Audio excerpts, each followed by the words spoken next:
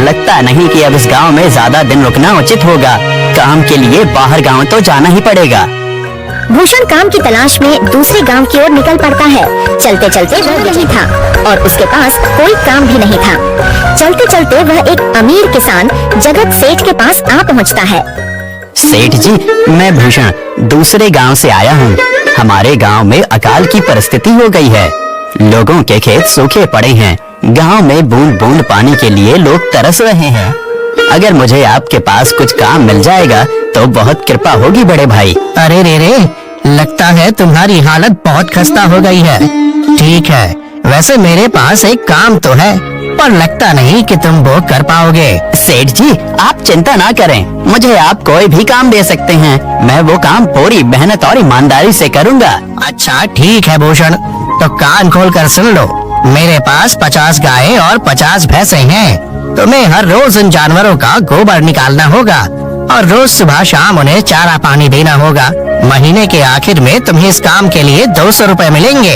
और हाँ, 2 वक्त का खाना भी हमारी तरफ से मुफ्त दिया जाएगा। बोलो, क्या तुम ये काम कर पाओगे? अरे तो नहीं सकता, और ऊपर से सेठ जी 2 वक्त का खाना भी दे रहे हैं। ठीक है सेठ जी, मैं ये काम कर लूँगा, पर एक विनती है। हाँ बोलो भूषण, क्या बात है? सेठ जी, अगर आपको समस्या ना हो तो क्या मैं आपके गायों के साथ गौशाला में रह सकता हूँ? सेठ जी, मैं इस गांव में नया हूँ, मेरा रहने का कोई ठिकाना नहीं है। जग्गा सेठ थोड़ी देर तक सोचता है और भूषण को ऊपर से नीचे तक देखने के बाद उससे कहता है, ठीक है भूषण, तुम गौशाला में रह सकते हो। जी धन्यवाद सेठ जी। तब से भूषण गौशाला में रहकर अपना काम करने लगता है। वह रोज जल्दी उठकर गाय और भैंसों का गोबर निकालता, उन्हें चारा डालता और समय पर पानी भी पिलाता था। ईमानदारी और पूरी मेहनत से करता था। जगत सेठ को भी भूषण का काम बहुत पसंद आने लगा, क्योंकि वह अपना काम सफाई से करता था। एक दिन जगत सेठ भूषण को बुलाकर उससे बोलता है, भूषण, मुझे तुम्हारा काम बहुत पसंद आया है। तुम गाय और भैंसों का अच्छा ख्याल रख रहे हो, इसलिए दूध की गुणवत्ता भी बढ़ गई है और गायें पहले से ज्यादा दूध भी दे रही हैं। इसलिए मैं आज से तुम्हारी तनख्वाह बढ़ाकर पूरे 400 रुपए कर रहा हूँ। आपका बहुत बहुत धन्यवाद सेठ जी। कुछ दिन ऐसे ही बीतने लगते हैं। भूषण जगत सेठ के पास बहुत मेहनत और ईमानदारी से काम करता है। धीरे धीरे भूषण के पास अच्छा खासा रुपया जमा हो जाता है, जिससे वह अपने लिए छोटा सा रहने लायक एक कुटिया बनवा लेता है। उस गौशाला में सोकर तो नाक से गोबर की गंध अभी भी नहीं जा रही। अब आखिरकार मुझे अपने घर में चैन से सोने को तो मिलेगा। तब से भूषण जगत सेठ के पास गौशाला में काम करने आता और 2 वक्त का खाना खाकर अपने घर सोने के लिए चला जाता था। कई साल ऐसे ही बीत जाते हैं। भूषण की मेहनत के कारण उसके पास अच्छा खासा रुपया जमा हो जाता है।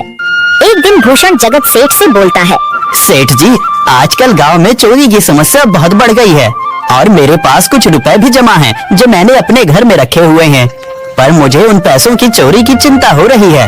आपको तो पता है कि मैं दिन भर आपके पास ही काम करता हूँ और सिर्फ रात में ही घर सोने जाता हूँ, इसलिए मुझे रोज उन पैसों की चोरी की चिंता सताती है। हाँ भूषण, तुम बात तो बिल्कुल सही कह रहे हो। आए दिन गांव में नए नए चोरी के किस्से सामने आ रहे हैं और दिन भर तो तुम्हारा घर खाली ही रहता है, तो चोरी होने की संभावना तो जरूर है। जगत सेठ थोड़ी देर सोचता है और फिर भूषण से कहता है, देखो भूषण, ऐसे समय में तो गांव में एक ही जगह है जहां पर तुम्हारा धन सुरक्षित रह सकता है, और वो है जमींदार का घर। क्या जमींदार का घर? हाँ भूषण, इस गांव के जमींदार बहुत ईमानदार और दयालु हैं। ऐसा मैंने कुछ लोगों से सुना है और उनके घर पर बहुत सारे पहरेदार भी हैं, तो चोरी होने की संभावना बहुत कम है। तुम अपने पैसे उनके पास रख सकते हो। अच्छा, ऐसा है क्या सेठ जी? ठीक है, फिर आज ही मैं जमींदार जी से मिलकर बात करता हूँ और उन्हें अपनी समस्या बताता हूँ। उस दिन भूषण जमींदार जी के घर उनसे बात करने जाता है। टूडको, कहाँ अंदर आए जा रहे हो? वहीं रुक जाओ। जी, मुझे जमींदार जी से मिलना है। मुझे उनसे कुछ काम है। क्या काम है तुमको उनसे? मुझे जरा बताओ। जी, मुझे कुछ पैसे रखवाने थे उनके पास, यही काम के लिए आया था मैं। अच्छा ठीक है, तुम अंदर जा सकते हो। नमस्ते जमींदार जी, मैं भूषण जगत सेठ के यहाँ काम करता हूँ। कुछ साल पहले ही मैं दूसरे गांव से यहाँ आया हूँ। अच्छा भूषण, बोलो तुम्हारा क्या काम है मेरे पास? जमींदार जी, मैं सालों से जगत सेठ के पास काम कर रहा हूँ